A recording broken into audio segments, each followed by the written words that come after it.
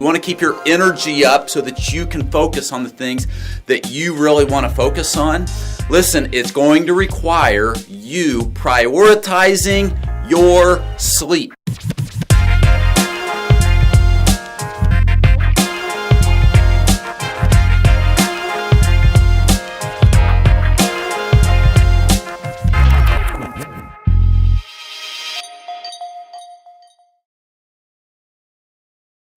Hey friends, a good day.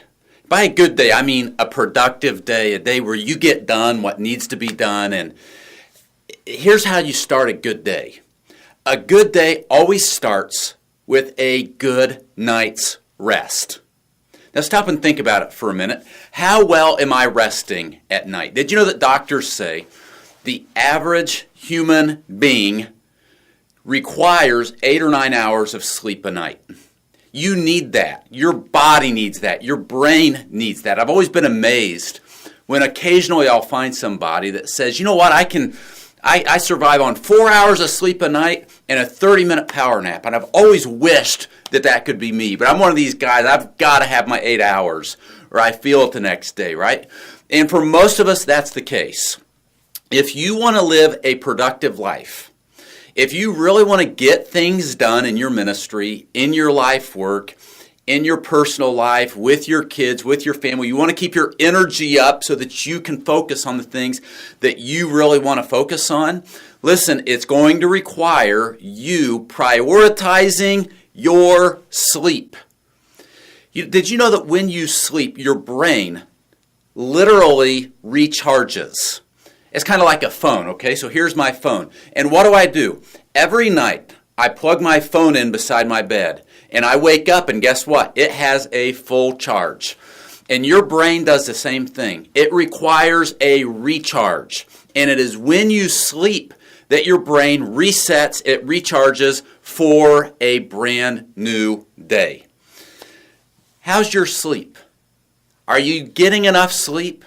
Well, Ryan, I've got to wake up at 5 a.m. for work. Okay, let me teach you a little secret I learned from Wayne Cordeiro in his book, Leading on Empty. He talks about sleeping in on the front side of the clock. In other words, a lot of times we think about sleeping in, and we think about, if I sleep in, that means I get instead of waking up at 6, I wake up at 7, or instead of waking up at 7, I wake up at 8.